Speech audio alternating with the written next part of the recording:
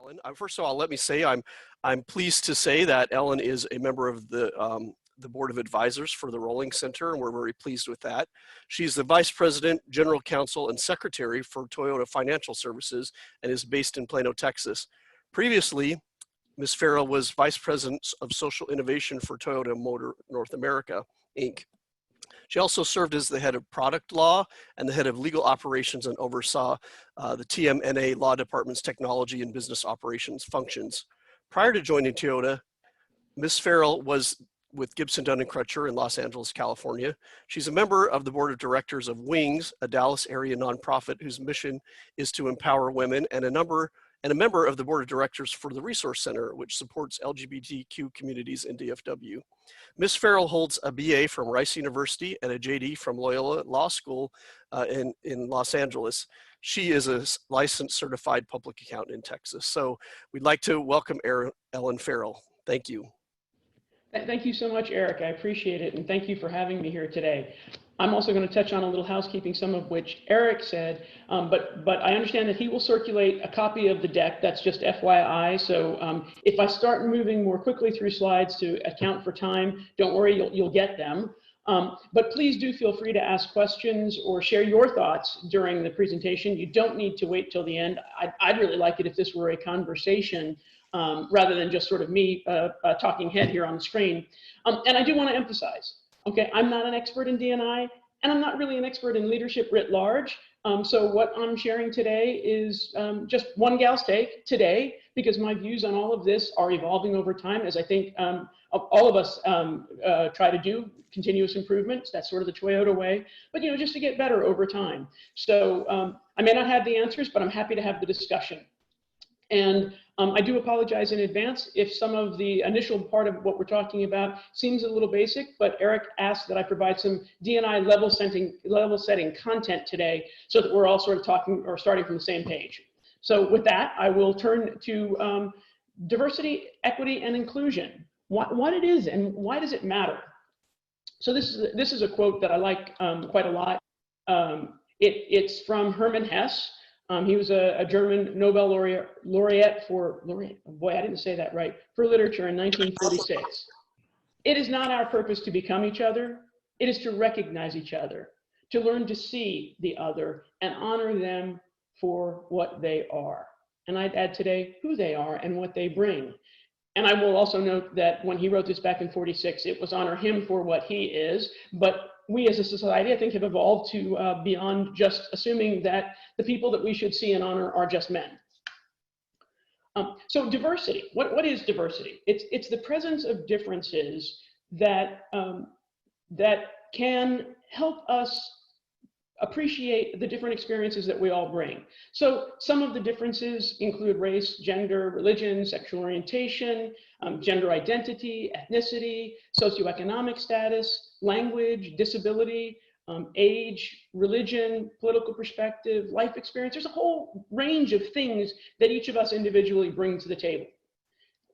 And so, the paradox of diversity, so someone shared this with me about 20 years ago when I first started doing work in the D&I space. And it's like, this is a multiple choice test, right? We are like, is it A, all other people, B, some other people, or C, no other person? Any thoughts on that?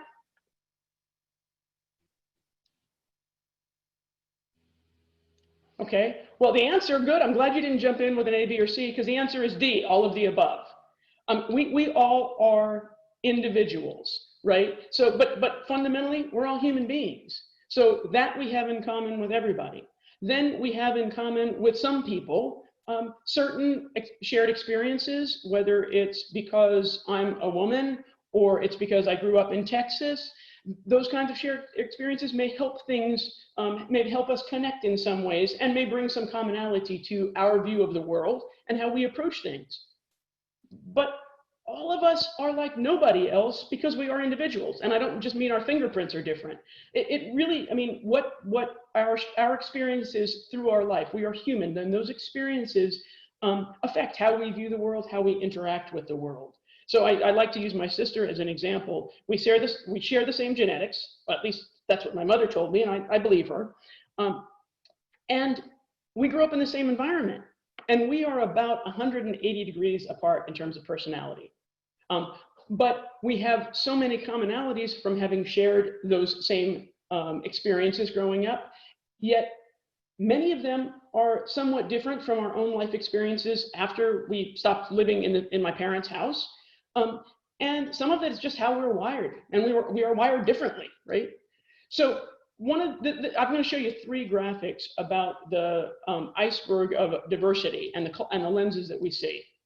So this is the diversity iceberg. It's like, iceberg, dead ahead. You can only see the top above the waterline, right? And that may be age, although in this day and age and with cosmetic surgery, that might not even be clear just from what you see. Gender expression, race. Again, that's not always clear visually, but that's one that there are usually at least some clues to. But below the waterline are all sorts of things that make each of us individual and that affect who we are and how we interact with people and the world. And these are things that we may not see. Now, I'm not going to read them all, but I will give you a sec to read through them. But a lot of this affects how we interact with each other and how we think about things.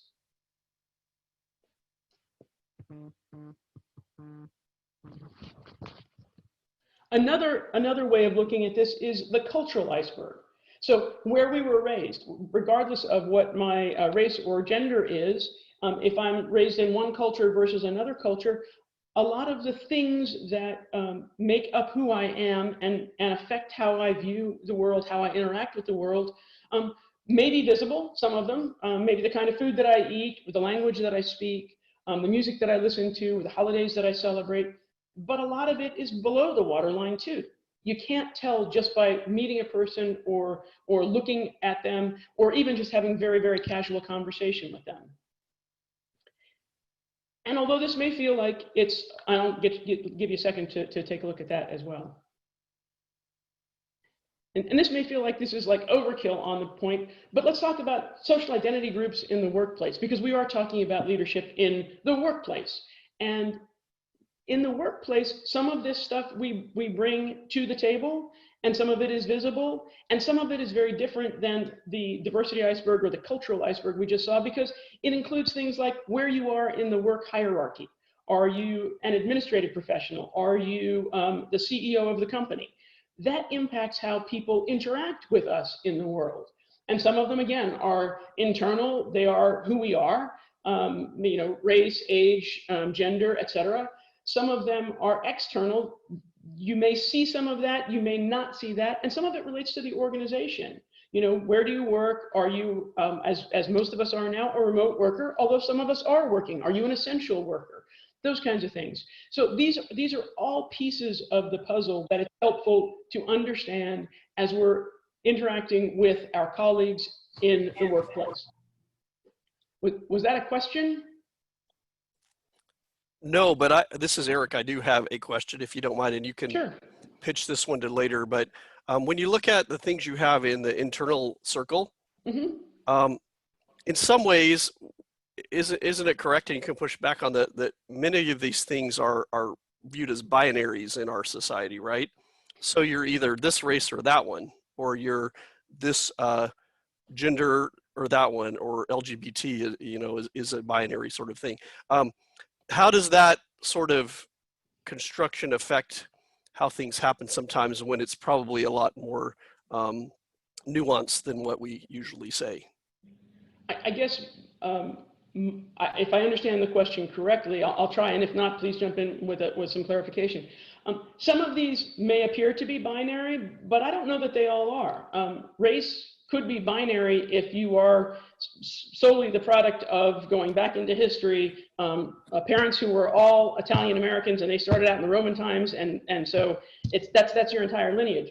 But there are a lot of folks who are multiracial, multicultural, and so it's not really binary. And with the LGBTQ plus community, I think that there are individuals who identify as male and as female, but there are individuals who identify more fluidly than that, and so don't see themselves as one or the other. So it can be binary, and what we as individuals, as human beings, like to do is to put things in binary categories, or at least a limited number of categories, because that helps us process the information. But I think what we are learning, and again, it's an evolving process, is that there's a lot more nuance than a binary analysis of any of these categories, but including the ones that are in the center of this circle, for example. Does that answer the question? Yeah, that was really my point, is that I think things really generally are not binary, but it's sort of a world that's been designed that way. And then when you bring things like intersectionality into it, where you might have a number of dimensions that apply to you as a person, it becomes even more nuanced. So yeah, I appreciate you talking to that. Absolutely.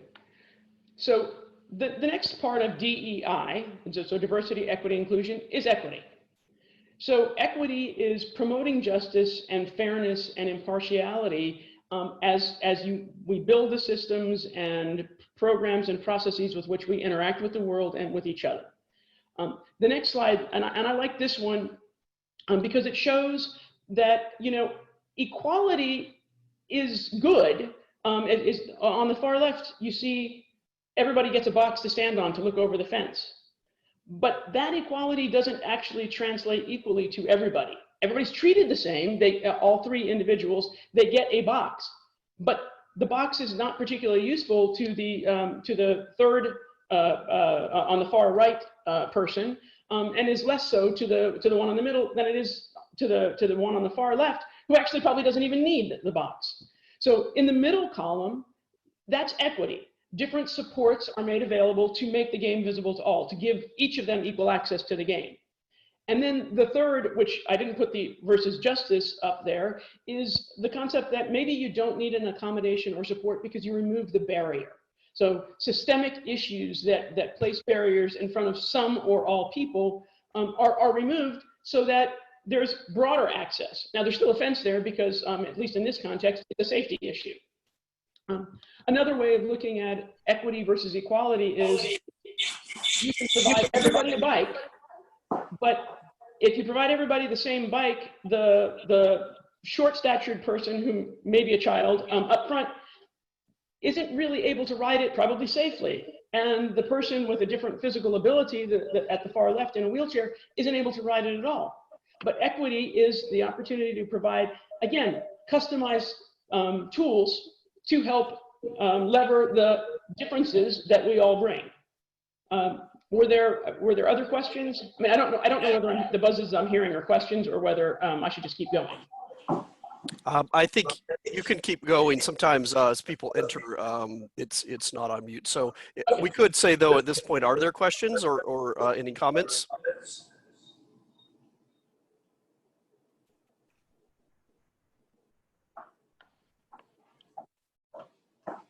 All right, let's go ahead. Keep going. So, and what is inclusion? Okay, well, you know, the inclusion is really making sure that not only do we have a diverse pool of views, but that actually everyone is included, that their thoughts and ideas are welcomed. And that's especially important to think about in the context of the underrepresented, marginalized, because oftentimes, as we'll talk about later, they don't feel as included. You know, there's been a D&I practitioner many years ago who said, promoting diversity is like the invitation to the dance. Do you have a diverse group of people at the dance? But inclusion is when you ask people to dance. And that's really important. You know, I'd argue that inclusion is not just asking people to dance, but mixing up the music to invite different forms of dancing. So as I think about it, leveraging diversity is seeking out and utilizing the different thoughts and voices that we bring, the different ideas that lead to innovation. And inclusion is doing it so that you bring everybody to the table. Even the introverts are sort of invited to participate, even though you normally, again, that's sort of the equity. Everybody on this phone call or this video conference can speak up. You can type in a chat, or you can unmute yourself and ask a question. But in some contexts, if someone is more introverted and less comfortable raising their hand or asking a question, sometimes you have to say, hey, Eric, what do you think about this? Or what are your ideas on this subject? Things like that help bring all of the voices to the table so that you can fully leverage the diversity of thought that you have in any room, whatever the room is, and gather that information to create the innovation that is so important to success of whether it's your success as a lawyer or your success in leading a business. So some of the things about inclusion that I think when a person feels fully included, then I think they feel listened to. They feel informed and involved, trusted, able to do their best work, able to be their self at work, encouraged to contribute, and valued for their specific perspective and skills. And inclusion, I just do want to emphasize this. Inclusion does not mean that everybody gets a vote. It doesn't mean that every decision has to be made with everybody in the room talking about it. But it's important to have a diverse set of perspectives in the room, a diverse set of experiences in the room, so that you have good coverage and you're hopefully covering, instead of this much of the thought process, this much of the possibilities. You know, unless you literally get everybody in the world on a video, and then we really would crash the internet, you're not going to be able to get everybody's viewpoint. But just like statistical analysis, if you have a large enough population, if you have a wide enough set of perspectives and experiences in the room, then you have the opportunity to get most of, or at least like the 80% of the ideas or the innovation, right? And I want to emphasize, I didn't say this earlier when we were talking or looking at the cultural and diversity icebergs, or what you bring to work as a social identity group. But you know, this is not just about women and people of color, right? I mean, if you are a white male, but you are the first person in your family to go to college, you bring a different perspective than someone who has been, you know, I guess, has gone to SMU, fourth generation in their family. It is a different perspective, right? And so I think we need to make sure that we also think broadly about what is a diverse perspective and what kinds of value these perspectives can bring into the room, or into a virtual environment. I keep on saying in the room because most of my career was actually literally in the room in an office. So let's talk a little bit about why diversity matters. The business case for diversity, and these next few slides are from about 2003, from a presentation I did back in that time frame. So this is old data. But I guess I called it out because it's consistent with some other data that I'll show you in a moment that we see today, okay? 91% believe that it helped maintain a competitive advantage. 79% improving corporate culture, helping to recruit new employees, improving client relations. I would bet if you took the same survey today, the numbers would be even higher. These are some quotes from some studies or articles. I'm not going to read them to you. But these also demonstrate that we have known for a long time that diversity of thought, and so the ability to have that wider range of perspectives, and inclusion, making sure those perspectives are heard and considered not by virtue of who they came from, who said it, but for the value that the thought conveys. That's what really makes businesses successful. And if you look at this study of Fortune magazine's most admired companies, with the highest marks on diversity and inclusion, they had a 22.2% annual return. Again, this is somewhat dated information, but with the lowest marks on D&I, they had a negative annual return.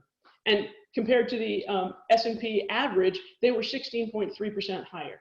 So I mean, this is good stuff. It actually can make a dollars and cents impact on your business, whether your business is the practice of law or your business is any other kind of business.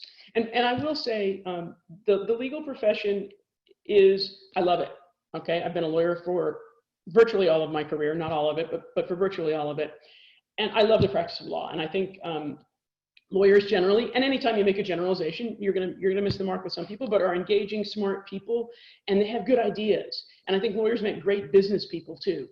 But the practice of law, at least as of the last statistics I saw, which were from 2015, is the least diverse profession. And we got to do better than that. We got to do better than that. So as we'll talk about a little bit later, there are things that we individually can do to help with that, both in the practice of law and sort of more broadly, depending on what leadership roles you may aspire to. But as law students or joint MBA law students, you guys have got to be part of the solution, because people like me have been talking about it for 20 years and we haven't gotten the job done. So help us, please. So some more recent statistics on diversity and why it matters. Again, I'm not going to read these to you because you're going to get the slide deck. But this is a 2015 McKinsey & Company report. And by the way, they've updated this in 2018. They didn't have pretty graphics in the updated version that I saw, so I don't have it. But if you go to, I'm sorry, if you go to, I've got it right here. Unfortunately, I can't see it with the Zoom. It's their data set from 2017 and 2018, another full set of resources. The Boston Consulting Group also has a paper out, Total Societal Impact of D&I in 2017 is statistically significant in creating a long-term growth path for companies, or for businesses, for organizations, and a reduced risk of negative and like bet the company type events, creating problems for a company, or actually seeing them essentially, like the dinosaurs, sort of become extinct. And Deloitte has also done some studies, and their most recent one that I've seen is in 2017. If you go to Deloitte and Deloitte.com, their global human capital trends will share some information about this if you're looking for more information on the business case for diversity, equity, and inclusion. So let's talk a little bit about privilege. Privilege is when you think something is not a problem because it's not a problem to you personally. And I have been reflecting a lot about privilege in the last 10 or 15 years, but especially in the last several months. I personally have never experienced walking into a Starbucks and getting the stink eye, what are you doing in here? You don't belong in here. That happened recently. I think we saw, you may remember the situation in Philadelphia, where three African-American men went into a Starbucks and were asked to leave. I don't fear for my safety every time I go out into the world. Well, I fear a little bit right now because I don't want to catch COVID, but I don't fear for my physical safety. People of color, especially Black people, have a reason to fear for their safety.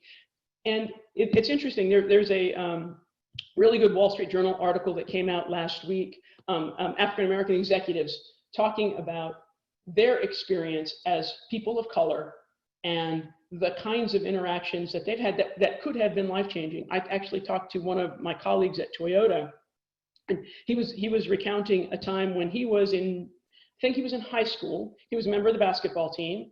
He still had, dreams of a basketball career and all that good stuff. That did not come to pass, but basketball was his outlet, and it kept him from getting into trouble outside of school, as we as teenagers can get into trouble outside of school. I know that from personal experience.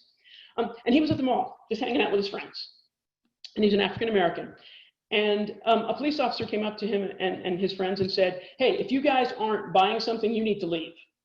Now, there were other teenagers hanging out, not groups of African-American teenagers, and they were not asked to leave. Well, the guys got together. They were all wearing their basketball uniform, or basketball jackets or uniforms or sweatshirts or whatever. So it was pretty clear that they were on the basketball team at the local school.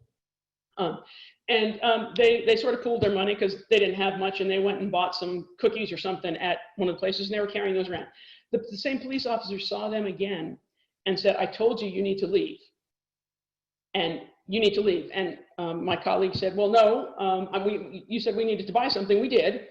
And the police officer wanted none of that and thought that my colleague was mouthing back to him.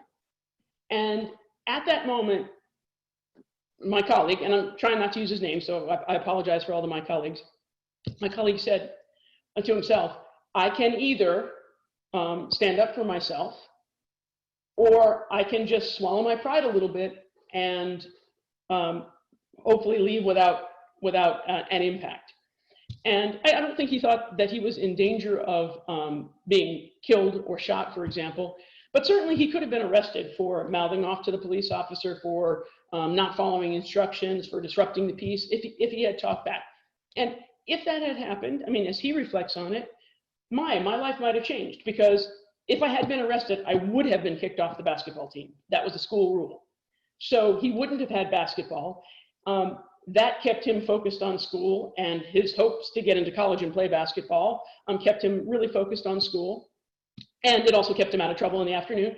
And if he lost basketball, would he have stayed as focused on school? Would he have gotten into some other trouble over time? Those kinds of decision points, I didn't face them as a white teenager growing up in the San Antonio area. I will tell you, I've heard from many of my friends that when my African American friends, when their sons or daughters get their driver's license, they're concerned about it. I mean, they're excited that their kid is sort of growing up and going to be able to drive, and they won't have to do parent carpool anymore. But they're also concerned about it because of the risks that are presented in the world. And so they have what some of my friends have called the talk with their sons or daughters, especially their sons, about how to interact if you're pulled over by the police. That's a burden. And it's a burden that, again, we'll probably talk a little bit more about this later, but it's a burden that people carry every day with them. So if I'm a mom, I'm an African American woman and I'm a mom, and I know my son is going to be driving out to the mall today because he's getting, I don't know, a Father's Day present for his dad, I'm at least going to be thinking about that and wondering in the back of my mind, is he going to be okay? Is something going to go wrong? That's something that we have to take into account as we interact with people in the world. And I think that as a white woman, I didn't think a lot about that. And while I knew intellectually that it happened, I didn't realize how pervasive it is, and not necessarily just how pervasive it is, but because it is a much more likely outcome or scenario or possibility, how much people think about it every day. I never had to think about that. So we're going to talk right now about sort of this concept of one up, one down. One up, one down is in each of these areas, going back a bit to what Eric said about binary, one can think about what is the up or the most desired feature in each of these categories. So for race, it's probably white in this country. Physical traits, well, might be tall, it might be able-bodied, might be thin, right? Attractive. Gender, probably male in this country. Sexual orientation, certainly straight. Age, younger, but not too young. Children, no children. Well, in the work environment, probably no children, just so that the potential employee has more time to focus on work and isn't going to be distracted by their kids, and so on, right?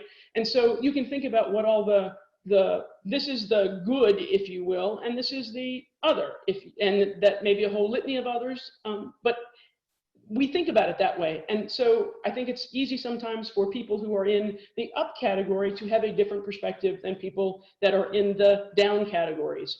And the next slide is one that for those of you who are in fact law students, you'll know the difference between intentional discrimination and disparate impact if you've taken any employment law. So the up group tends to think, well, I just need to worry about whether there's intent to cause harm to the person who is different. But the down group may think about, well, yeah, but if there are processes or barriers, it's not just whether you have a pure heart, it's whether you are perpetuating or you are allowing these other factors to cause an effect that might not affect you. And I started with intent and causation and effect just because for some reason PowerPoint didn't want that one to pop in as these others are going to do. So groupness, are you aware of it being a group, or are you just sort of blind to it? I think I have heard at various points in time, oh, well, the gays or the lesbians or the African Americans, they huddle together, they hang out with each other. Well, okay, but the white people, the straight people do that too. But we don't think about it that way, right? So then there's actions. Are there individual or patterns? And that's a bit like the discussion around intent and effect.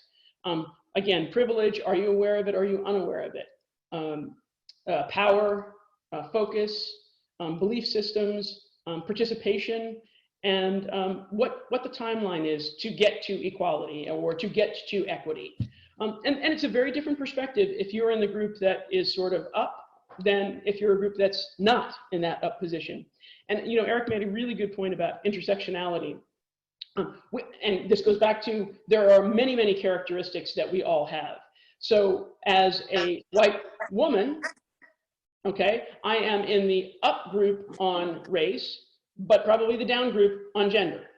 I'm a lesbian, so that's maybe another minus point there. But I've gone to college and I have a graduate degree, so that maybe that's an up point. I was born in another country, but it was a military parents, so I'm still a U.S. citizen by birth. So maybe that's kind of a neutral, even though it could be considered a down group at some point in time. So we all have to think about these among all of the different characteristics. And again, those go back to the icebergs and all of the other ways that we are unique or different, but could be considered different depending on the situation. So if you're on a baseball team and you can't bat, then the down group is somebody whose batting average is below 100, and the up group is somebody whose batting average is maybe 250 or above. I don't know, I'm not that into baseballs, but it can be a lot of different things. So at this point, I will also take a pause, see if there are any questions or comments people want to talk about at this point. Otherwise, I will move on. So let's have a few questions. I don't want to have to call on anybody, so and I'm sure there's many thoughts or questions that you'd like to share. So why don't we have a few? You could either unmute yourself and make your point or ask the question, or you can put it in the chat box.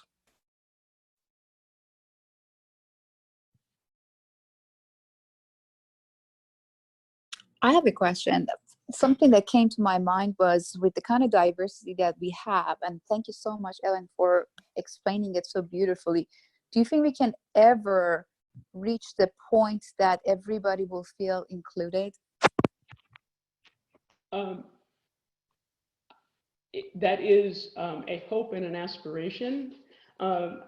It sort of depends on where we evolve as a society. I think we can, but if you have people who don't want to, then that don't want to will prohibit or sort of prohibit it from happening. It'll make it harder to happen and make it harder to achieve. I mean, some of it is really about, are we all willing to put aside our differences and do what's best for society as a whole? Drunk driving, right? But if we all agree that drunk driving is a bad thing because people could get hurt, or property damage could be caused, or animals could get hurt, all of the potential negative consequences of drunk driving, we sort of have this thought in our minds that that's not a good thing to do. That doesn't change the fact that it still happens, and it happens. Alcoholism is a disease, right? So there's a lot of reasons that it happens, but in terms of are we all going to do the right thing? There will be some of our differences that make it harder for everybody to get to that point, but that doesn't mean we can't get there. And it certainly doesn't mean we shouldn't strive for it. I don't know if that helps or answers or gives you any thoughts. The question that I asked you is something that I have been wondering about for years. I was born and raised in Iran. I've been to different countries. I've seen the diversity that you're talking about. Maybe in the US in some ways is more, some areas less. Mm-hmm. But the reason I asked you is because it's an answer that I've been searching for years. Mm-hmm. And thank you for your response. I don't think we'll ever get to that. I understand that we should focus on maybe not the ideal of getting to that point, but just making sure that people keep their hearts open to receive. Maybe that might be the best way to say it, to recognize each other and recognize each other's differences. Maybe that's a great step. I'm not sure if we would ever get to that utopia of everyone feeling included, but that's why I asked you. Not that I have an answer, but I wanted to know your point of view. Yeah, is it Arma? Yes, my name is Arma. So thank you for the question and for your thoughts. I really like the way you said that. I think that what we can hope for now is that people be open and people have that respect for people, for all people, regardless of differences. That will start us on that path, or that will help us progress along that path. So I really like the way you said that. Anybody else have thoughts about Arma's question? We have one actually from Carolyn Koo. She's with the Cox MBA program actually. And this is her question for you is, how can we work with our leadership in understanding where our perspectives stand and manage upwards to alter a team or a company's culture to be more inclusive. So, when you're maybe new in a job, or maybe you're further down the totem pole, and I would add, or even if you're in middle to upper management, this can still be a relevant point, right? How do you affect change within your organization? If your organization doesn't recognize that there is value, then I think you start with the business case, and you talk about this actually has dollars and cents meaning to the organization. That usually gets people thinking about it. So it really depends on where your organization is along the spectrum. If it's, yeah, I get that, but I don't have time to deal with that, or I'm focused on these other things, then an opportunity is to offer to provide some education to them, have a conversation, talk about this and how it's actually not that hard to do to make a difference. After we get through some of this background material, I will talk a little bit about leadership and how we can literally make a difference in terms of how people are perceived in organizations and growth and development opportunities. So that's coming a little bit later, and that may also be helpful, because you could talk about how mentoring and coaching and sponsorship are so important to developing the talent in the workplace. And again, that's how you lever the diversity of thought to make it really dollars and cents meaningful for organizations. And look, that's organizations of all stripes. Dollars and cents matter more. At a university, it's different things. But at a university, the research that is being done needs that innovation in order to sort of pop that program into the limelight, if you will, as opposed to just, you're doing good work and you're teaching students well, but you're not doing anything that's cutting edge or innovative. And so universities can do that, nonprofits can do that. I mean, it's across the board. I talk about companies, I really mean organizations of any stripe. Thank you. Yep. So I'm gonna now just talk a little bit about isms. Let me see if I can get my, oh yeah, did it go? Yeah. No, you don't. There we go. Isms. Okay, so roots of isms. So, sexism, racism, all that good stuff. How do they happen? Where do they start? And where do you end up? And where are we on that path? We're a long way from full inclusion, which is at the far right, since the arrow was pointing to the right. I'm not going to go through this in great detail, but what I am going to talk about is the fact that isms and the feelings and thoughts and beliefs that lead to them are things that we get from our experiences. It might come from our parents, from our family. It might come from our friends or our colleagues. It might come from the media. It might come from where we celebrate religion, if we do. Lots of other different places that these beliefs that you have can come. I personally think that media, TV, movies, and other entertainment are sort of a lot at fault for some of the isms that we bring. At fault is maybe too strong a word, but they perpetuate. They certainly can perpetuate them. And so the isms, that the belief system that we have often happens very early on, but it's something that also can easily be learned, and it's harder to unlearn it, but awareness helps. And so the one thing that I'm going to show you, and I'm not going to show you the videos, but I'm going to tell you a little bit about Jane Elliott's anti-racism exercise. Has anybody heard of Jane Elliott's Blue Eyes, Brown Eyes exercise? I have. I probably date myself, but I think I remember watching it in the third grade. Okay. So the Jane Elliott is an elementary school teacher. Oh, I got another thumbs up. Thank you. Cool. She was an elementary school teacher. I think she taught like second or third grade. I believe it was in Iowa. And what she did was to talk about discrimination and what that means in a class that was not racially diverse, because this was in the late 60s in Iowa. She separated the students into those who had blue eyes and those who had brown eyes. And some of the students, depending on the group and the day, were in the up group. They got favored treatment, and the other ones got less favored treatment. And it's really interesting to watch this. It is an hour or so of running time on YouTube, but it is so interesting to see what these kids say in an experiment that happened in a classroom over the course of, I think it was less than a week, and how these kids sort of internalize this feeling of, oh, people think less of me and therefore they didn't perform as well. Or, oh, today, you know, I am the top dog, and they did better on some of the tests, and then they weren't really tests, they were games that they were playing. So really very interesting to watch. And then Oprah Winfrey had Jane Elliott on her show back in 1992, I think it was, and did it with her studio audience. So this is now adults. And it's adults with bad 80s hair and bad 80s shoulder pads and all that good stuff. Sorry about that. But it is definitely worth watching because, again, you see how in this microcosm of an experiment, people's feelings actually come out because they don't feel like they're being treated the same, and not feeling like they're being treated the same can really engender strong feelings of one-upsmanship or one-downsmanship.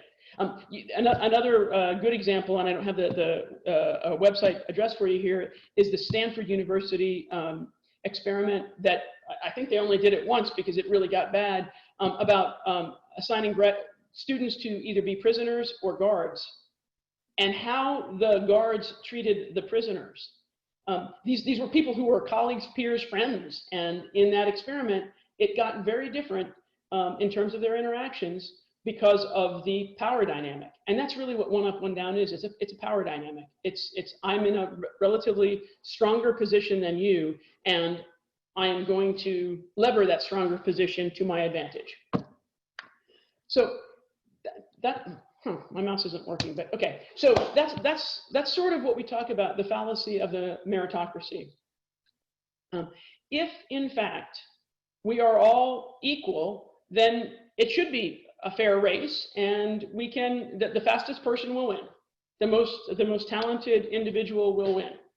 But the problem with that is that it's not necessarily a level playing field, and even if the level playing field is there, the one-ups and one-downs are either headwinds or tailwinds. That's a concept that I had only heard recently. I'd not heard it phrased like that, about what the advantages that you get depending on privilege, or that you don't get depending on privilege, can do. And so when I first heard that, headwinds and tailwinds, I got it. I thought of Wilma Rudolph, who was an Olympic sprinter many years ago, because I read the biography, I think when I was in elementary school. And she said, yeah, I ran this race and it was a great time, but the official world records organization, governing body, didn't count it as a new world record because there was wind blowing that day, and that might have helped me achieve a little bit faster speed. And so they didn't count my exceptional 100-yard sprint. Because back in the day, it was, I think, 100 yards and not 100 meters. So, and that really stuck with me, because if there are things that wear you down during your business day, during your school day, as you interact with the world, if you are a clerk at a grocery store, whatever it is, if there are things that are wearing you down or slowing you down, that impacts how well you perform. And it can be a small thing and it can be a big thing. I think about the concept of going back to the discussion of privilege and the talk, and worrying about whether your kids are safe just because they're going to the mall. Again, I'm not going to worry about that. But if my colleague is worried about that, does that actually impact how she is performing on that given day? It might. Does that put her at a slight disadvantage? Yeah, probably. So it's something to think about, because we keep on saying, well, everybody can do this. This is America. Pull yourself up by your own bootstraps. That's a really great aspirational context, but it's not the reality of the world in which we live. Certainly not today. And Arma, as you rightly point out, not anytime soon, even if we keep working towards it. Ellen, I have a question around that. And this is a sensitive one, but isn't that sort of the whole philosophy of law and law school and even law practice? That there is a meritocracy? Well, yeah. Yes, there absolutely. I mean, okay, so don't quote me on this, but on some level, it's silliness that your grades in college are what, and your score on the LSAT determine what law school you get into, right? And then your grades in law school, especially in your first year of law school, may determine whether you get a clerkship or not, which then has potentially profound impacts, at least on how you start your career. And all that's about a bunch of damn standardized tests. And, you know, that's not a good way to evaluate whether somebody's going to be a good lawyer. So yeah, that is a fallacy in and of itself. Some people are, my name is Ellen and I'm a good standardized test taker. I did okay on those tests, right? That helped me. That was a tailwind for me. But for someone who learns in a different way, that would be a headwind. So yes, it is unfortunate that we think of, well, everybody gets treated the same and therefore everybody has an equal chance to succeed. And that's the way at least getting into and getting started at a law firm is sort of judged. As you get to the law firm, your typical, and this is not always and not everywhere, it's an overgeneralization, but how well you succeed at a law firm is, can you bring in clients? And rainmake, and how much work you do, right? Well, again, a lot of that headwinds and tailwinds comes into that. If you are a well-connected person, maybe your parent is a CEO, they know other CEOs or other people high up in different companies, you may have connections to help bring in clients, where someone who is a first-generation college graduate who went on to law school, whose family has no connections and didn't even grow up in a situation where they ate out at restaurants and, you know, we're used to those 3-course meals that you have with clients, which are interminable. Sorry. I mean, I love the lawyers that I work with, but I hate those dinners. Anyway, you know, those things, that matters. It matters how you interact and whether you're likely to get a client, and therefore whether you're likely to succeed at a firm. So absolutely. And having said that, and I am not justifying this, but we do have to find some way to have quantitative analysis, because if everything's qualitative, then you run the risk that humans' views and their biases will come into how the ratings are done. And by the way, that can happen on a quantitative analysis as well, which we'll get to in a minute. So I want to talk a little bit about covering, code switching, and conforming. What this means really is how people who are in the down group try to be at least invisible, so they don't stand out in the same way that whatever they're in the down position on, it has attention called to it. So, okay, so I'm a lesbian, right? I do have short hair. I don't wear makeup. And when I started working, I still had short hair, but I wore skirted suits. And I did wear makeup because you want to fit in. I didn't talk about my girlfriend. I just didn't really talk about what was going on that weekend, what I was doing socially, because that didn't feel comfortable to me. And it felt like, ooh, people might think I'm different. They might not look at the quality of my work. They might be worried about who I was out with last night. Well, you know, the quality of my work is actually impacted by the fact that I'm worried about, did I use he or did I use she, right? So those kinds of things are they're energy sappers, and they are headwinds for people in the down group, whatever the down group is. So this is from an article that Bloomberg published, I think in the last 3 or 4 days. This is the 13 unwritten rules for African Americans working on Wall Street. Never forget, despite all those promises about diversity, only 1% of senior management is Black. Be careful about pointing that out to the mostly white, mostly male trading desks. Get used to hearing about the supposed lack of qualifications of Black applicants. And know that your 4.0 grade point average from Harvard isn't enough, because some of the white Wall Streeters are going to think that all of their Black colleagues are, quote, diversity hires or affirmative action hires. This one, really, adopt a white voice. Choose your word, and this is not part of it, but that means really choose your words, think about what you're talking about, and don't let your gender or your culture come through. Put in long hours to combat stereotypes about work ethic. Do you have the same work ethic as your white colleagues? I mean, let's see what your work ethic is, but you shouldn't have to go above and beyond to prove it. I'm not going to read the rest of them, but again, Bloomberg, you can grab it on your phone. You don't need a subscription to see this. And there have been some really good articles. Again, Wall Street Journal, Bloomberg, The Atlantic have had really good articles about how people of the down groups, whatever the down group is, and how that impacts their ability to succeed in the business climate in school, in other organizations. So I want to spend a minute talking about implicit bias, and I realize that I'm probably taking longer on each of these subjects than I should, so I'm going to start speeding up a little bit. So what is implicit bias? Implicit bias is the attitudes or stereotypes that affect our understanding, our actions in an unconscious manner. I mean, I would like to think that in this day and age, most of us are beyond explicit discriminatory acts. Now, that is not everybody, but I think most of us, and certainly most of us in business, at larger organizations, most of us at law firms that are larger organizations are. That is not true for every law firm. I know that. I know that of some in the Dallas area. I'm not going to get into names. It's not true of every business. And certainly it's not true of every large or small business. But implicit bias is things actions that we might take that may differ from what we think about ourselves and what we think our own viewpoints are. And again, it goes back to perhaps how you were raised, what you saw on TV, stuff that you're not even aware of, because we bring all that with us.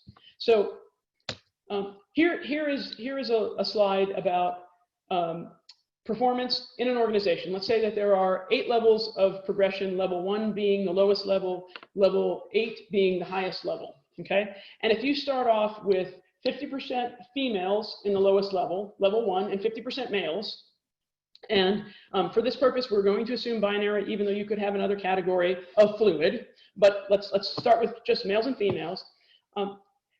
If there's a 1% difference in performance, then as you go through the ranks, if you just view females just a little bit less, oh, you know, they're going to be more worried about getting home to their kids. I can't send them on a business trip with Mr. So-and-so or leader male so-and-so, because that's going to look bad.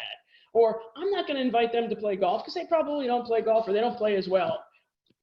Okay, all those little 1% things, whether it's an opportunity or employment evaluation, changes the dynamic at the top. And in this context, it's 35% female to 65% male. So what was a level playing field to start with, because of implicit bias coming up through the ranks, it changed the relative proportion of successful leaders at the highest levels of the organization. Talking about law firms. So this is one, and this is a professor at Texas A&M University, and I don't remember his name, but he used this example. So if you think about an associate's trajectory to partnership, just a 0.5% difference in their ratings, what is the likelihood that you are going to make partner? So if you assume an associate gets rated every month over a 5-year period, so they do something that somebody's putting a score on, and as an associate law firm, you're probably doing a whole lot of things that somebody's putting a score on, or some kind of grade, whether it's official or just the mental impression. An average partner who gets a 99 has about a 55% chance of making partner. But if you look at 99 as the average rating, and you look at just slight differences in the ratings, look at the probability of making partner. If you're in that favored category, and therefore it's sort of the halo effect, everything that you do, we look at more favorably, you have a higher % chance of making partner. You're 3 out of 4 instead of just over 1 out of 2. But if you have sort of that anti-halo effect, that you're just rated just a little bit lower, for whatever reason, and we're going to come to a little bit of that, then your chance drops down to 40% or even 20%. That's meaningful, and that's in part why law firms have the challenges that they have, is because the way we progress towards partnership is based on the fallacy of the meritocracy. So this is something that I invite all of you to do if you haven't done this before. The implicit association test. Harvard University created this. There are now implicit association tests for a number of categories, whether it's age, race, skin tone, disability, gender. I think there's some religion ones. And you go through it, and you basically use two keys on your keyboard, and it'll have a description of a word, and you're supposed to associate that word with, for example, either a black face or a white face. And as you go through this, you're supposed to answer as quickly as you can, first, without even thinking about it. I was surprised. I like to think that I'm fairly open-minded and fairly educated on these topics.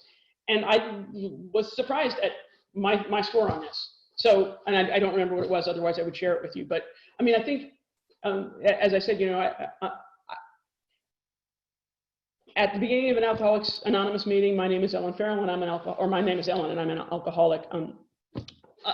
What I'm saying is, my name is Ellen. I'm a human being, and I have implicit biases, and I think all of the rest of us do too. So now we're going to talk about leadership, and part of being part of the solution as a leader is having awareness, having education. So this is from Jennifer Brown's book, How to Be an Inclusive Leader, which I strongly recommend to you. And I'm going to there's another slide that has a bunch of book recommendations on it, just related to leadership and how that works in the workplace. If you want other books about social justice or racial injustice or justice, let me know and I can send you a reading list of those as well. But the inclusive leader continuum starts out at unaware. And when you're in that stage, you don't notice or understand different demographic groups or different backgrounds and experiences. And the concept that, gosh, headwinds and tailwinds exist. And so people who are not like the norm, and by the way, there is no such thing as a diverse candidate. There may be a diverse pool of candidates, but when you say there is a diverse candidate, i.e., oh, that's an African-American male, he's a diverse candidate, that actually suggests and perpetuates the one-upmanship, the implicit bias, the assumption that, well, if you're not white, then you're different, and that's different and therefore diverse. If you think about everybody as having a range of characteristics, factors, beliefs, etc., then one person, him or herself or themselves, can't be diverse. You can have a diverse group of people. So at that unaware stage, you think of diverse candidates, and that's, you don't think about the rest of the implications.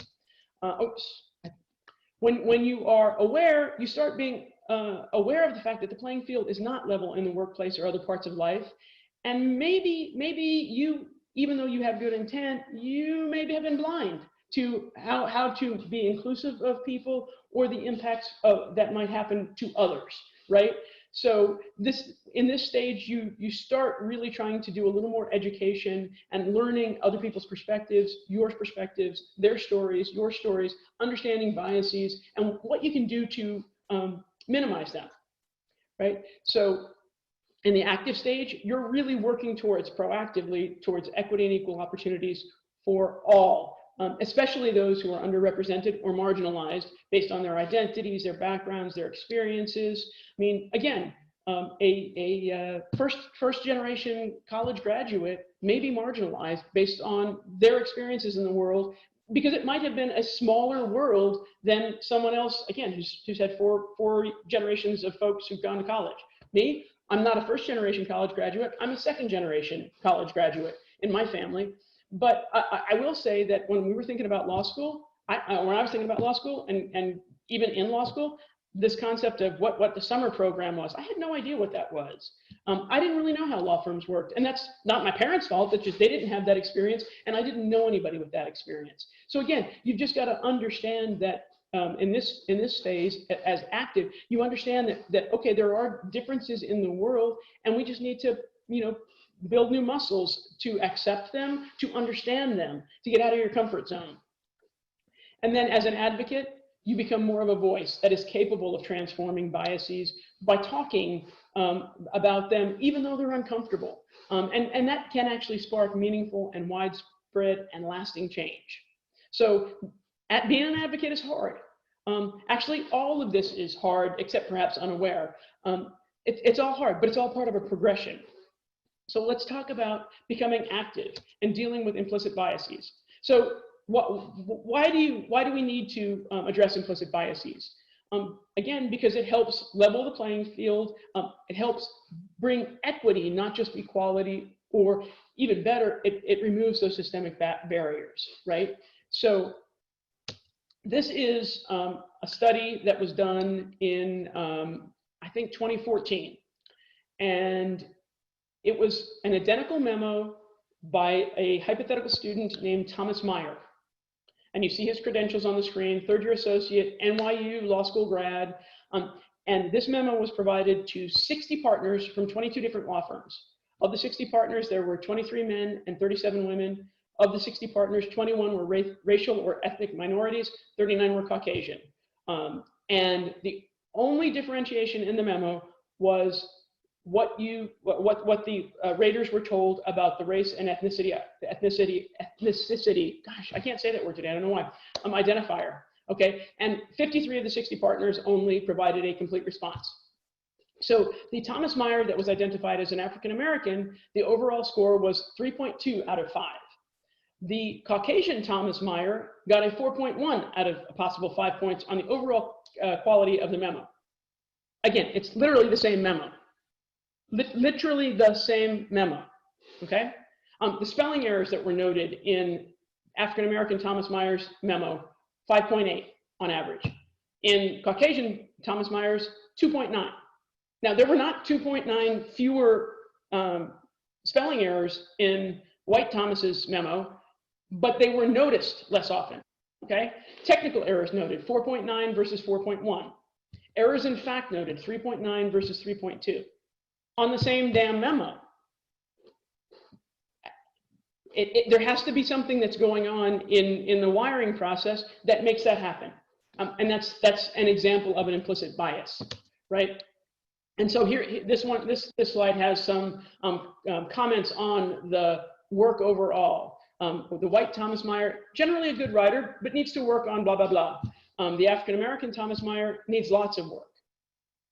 Again, this just shows that it's not something that you bring to it necessarily intentionally, but it is something that can affect how people are viewed and how they are rated, which then affects the trajectory to partnership or to success in the business. And this is literally on something where there are no, quote, headwinds or tailwinds on the memo itself because it's the same memo.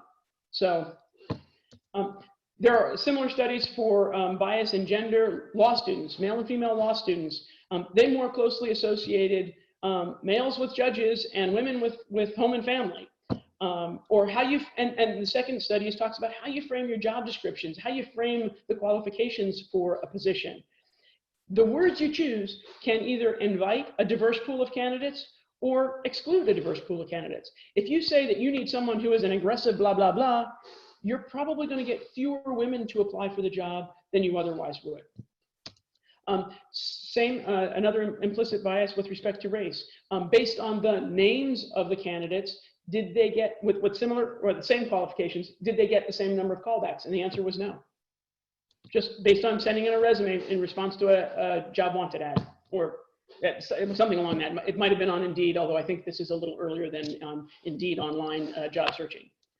So some of the ways that you can think about process and how that might affect potential bias. You know, what is your hiring process? What's your evaluation process? How do you manage leaves of absence? What's the work-life balance in your organization? And some ideas to combat implicit bias is blind screening. So this is an actual example. It was introduced in 1952, so quite some time ago, by the Boston Orchestra, which was at that time almost exclusively male. And everybody said, well, you know, we're just trying out the musicians, and the ones that play better, those are the ones we're hiring, and they just happen to be male. I guess males are better musicians, right? But it's just that's because we're fair about this. So then they did a study, and they actually had the musicians do their sample performance behind a screen, so that you couldn't see who was performing. You could just listen to the music. Okay, they got better, but they still noticed that there was a difference, and that men were rated higher, and therefore being invited to join the orchestra more frequently. Well, they thought on it some more, and they had people start walking out in their stocking feet, because the click, click, click of the high heels that women wore to their interviews, their musician tryouts, was a subconscious giveaway that it was a woman. When they stopped doing that, and they actually had the candidates walk out in their stocking feet, that's when they started achieving more balanced to the number of applicants to the number of musicians. I mean, so they had a more balanced orchestra. But these are little things that if you can strip them out of the evaluation process, so literally people who are making the decisions don't know, then you get a more meritocracy-based review, if you will. That, again, doesn't account, unfortunately, that does not account for the headwinds and tailwinds that might lead you to that point, but at least in that moment, you're getting an equal shake. Another idea is to develop a criteria and track and hold people accountable. You know, make sure that you're seeking out a diverse group of candidates with different experiences. Think about how you describe the job. You need to think about where you post the positions. If you only post the positions with SMU Law School job market, then you're going to get a pool of candidates that is going to look like SMU students. Nothing wrong with that. But if you post it at the Dallas Bar Association and the J.L. Turner Association and the LGBT Bar Association, then you might get a broader group of candidates, more diverse group of candidates. And then you require that the finalist group is also diverse. In other words, as you look at these folks that have come in, this pool of 150 interviews, make sure that the folks that you're bringing in, you have a diverse group of people to be considered. That doesn't say that you need to pick a candidate who is a racial minority or underrepresented in gender, but at least you have the opportunity to consider a group of people on even terms. And if you have an interview panel or a group of individual interviewers that is diverse, then you're more likely to provide a more equal opportunity to the candidates. Another idea is the Rooney Rule, so that again, you get a diverse group of candidates. I think I might have been looking at the wrong slide when I was talking about that last one. I apologize. So the next thing you can do is think about framing the question and set up success. So think about each of these evaluation points that you are asking in an interview process or in just meeting somebody as you're evaluating, do you want to hire them? Would I think that if they were taller? Would I think that if they were white? Would I think that if they were thinner? If she was a man, would my interpretation be different? If they didn't have an accent, would I agree instead of disagreeing? And I think that's something that if you stop and ask yourself, and this is also called a bias interrupter, when you have a positive or a negative, really strong positive or negative reaction to somebody, just take a split second and go, oh, did I think that because of a characteristic or because of the content of the thought that they shared? So now we're going to talk about being an advocate. So building leaders, and how do you do that? And some key elements of building leaders. So developing leaders starts with trust, in my view.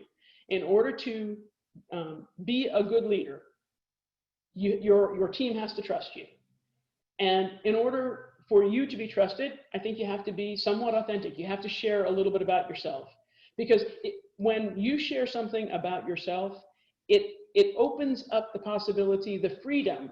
It doesn't mean that any individual will, but it opens up the possibility, the freedom that they can share something of themselves. They don't have to cover or conform or code shift, because you're willing to say, hey, this is who I am, and no, I'm not perfect. And these are the things that I like to do. It invites conversation. It invites the getting to know one another that is so important in really having the we're in this together mentality. Because ultimately, if you want people to follow you into the breach, right? When you've got this deadline coming up and this is a bet the company case, or you've got to get the year-end books closed, and you found that there's a problem with your computer systems, and some of the data didn't flow from system A into system B quite accurately, and you got to fix that because the auditors were going to be here, and you need everything from everybody at that moment. If you have built trust on your team, they're going to be there for you, right? They're going to be there, and they're going to want to help you. Just being the smartest person in the room or a good strategic thinker is not, but those qualities alone are not going to get I'm going to throw my body in front of the bus for you, because I believe in you. And I know that you've got my back.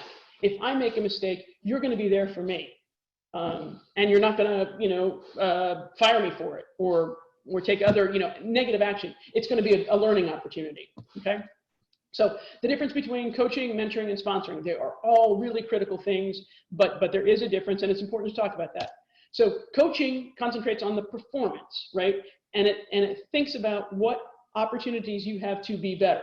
It might be how you resolve a mistake that was made, but it's also, and if you did this. So I obviously did not take to heart, as you guys would know, but one of the first lawyers that I worked for, he said, Ellen, you need to slow down. You talk too fast. And nothing inherently wrong with that, except that judges who haven't read the papers, you're arguing a motion, they need time to process the information that you're giving them. And you only have like 3 minutes to give it to them. So give them 3 minutes worth of content. Don't talk fast and try to get 18 minutes worth of content in that 3 minutes, so they're not going to remember everything you said, right? And so that's something that was really valuable to me. Although again, I obviously didn't take it to heart, or it didn't stick long enough. But that was a long time ago. So, but it's also how do you figure that this person could fit onto the team in 3 to 5 years? How do you broaden their experiences? How do you set them up to be a potential successor? So you want to look at development opportunities, cross-training, lateral moves, rotations, job swaps. Are there stretch opportunities? Can this person lead a team, a cross-functional team, even though I'm not promoting them? Is that experience, though, will help set them up to be ready when a promotional opportunity comes up. Mentoring, on the other hand, is a little different.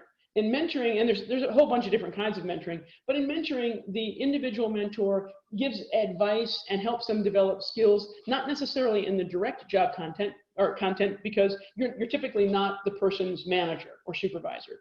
You want to give that outsider's view about how you can be better in the organization and advice as to how to succeed in the organization. So there's a different kinds of mentoring, but that really is an opportunity to help somebody who doesn't report to you grow and develop their career. Exposure to different parts of the business, for example.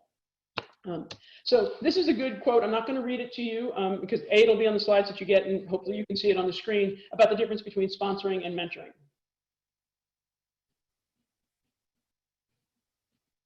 But the upshot is mentoring is giving advice. Sponsoring is being an ally, being an advocate, standing with them, pushing them forward, basically saying, you know what, we need to give the board of directors a presentation on this topic. And instead of me doing it, Eric, would you like to do that?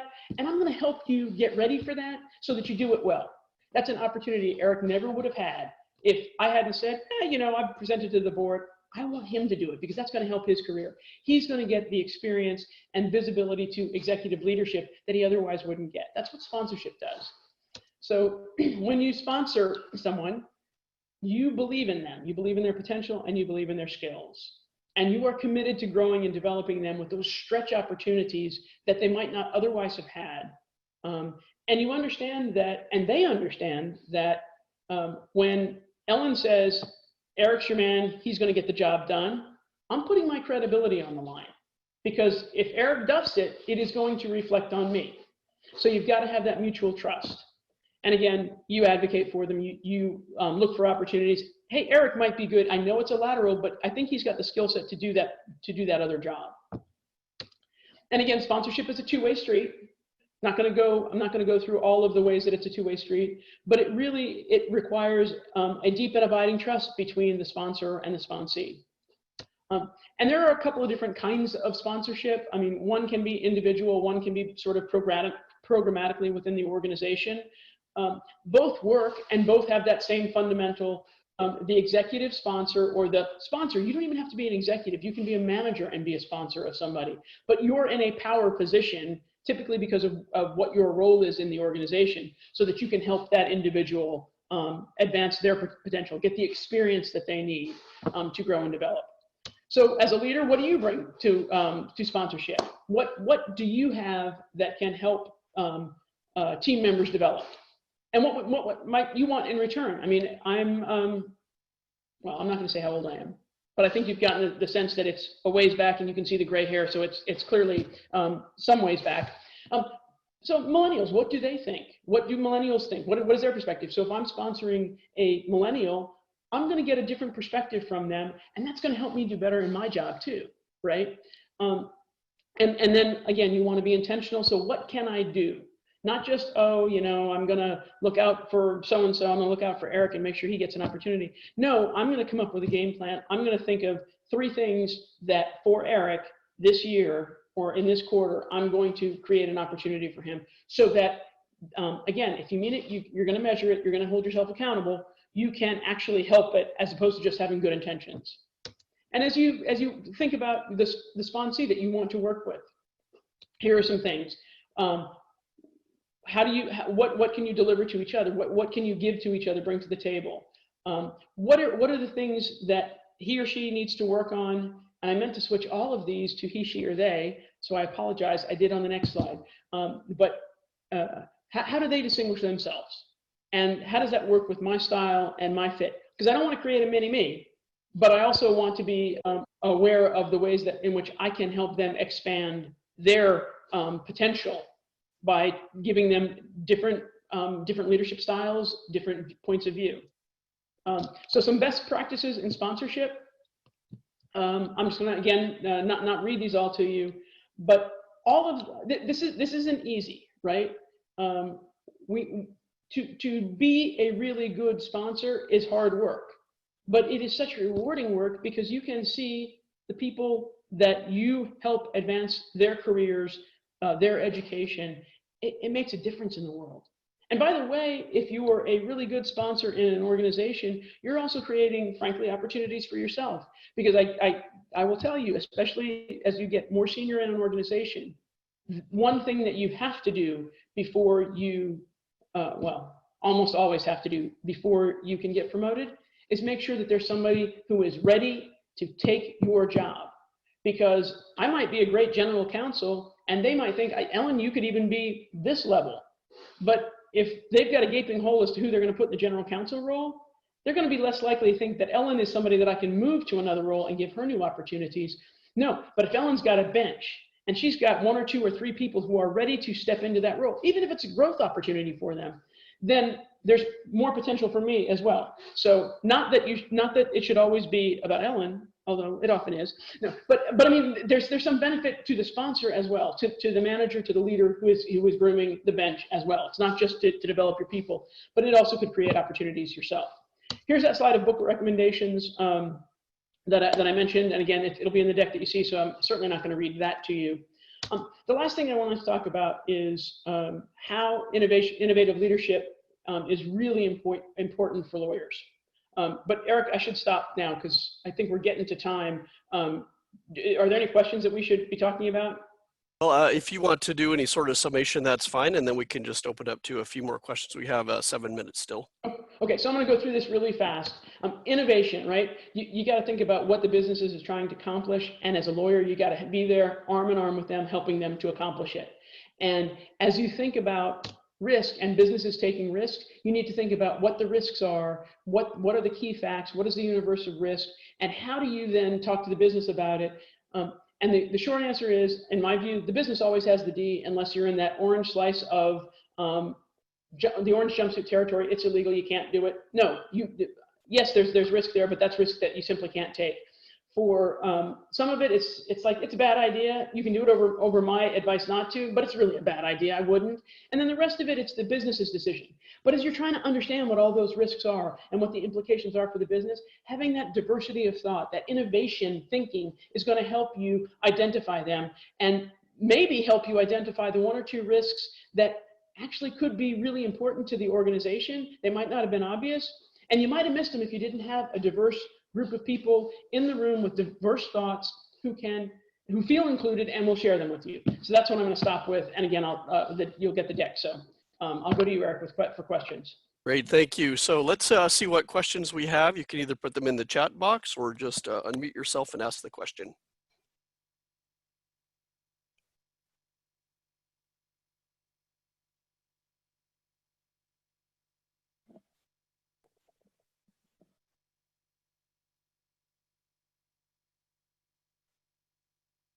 Here's one. Oh, here we have one from Floyd. From an organizational or business perspective, how does one manage or alleviate perceptions of diversity and inclusion for profit or approval versus true diversity or inclusion? You know, Floyd, if you don't mind turning your mic on, I'm not sure I understand your question, so I'd like to chat about that for a second.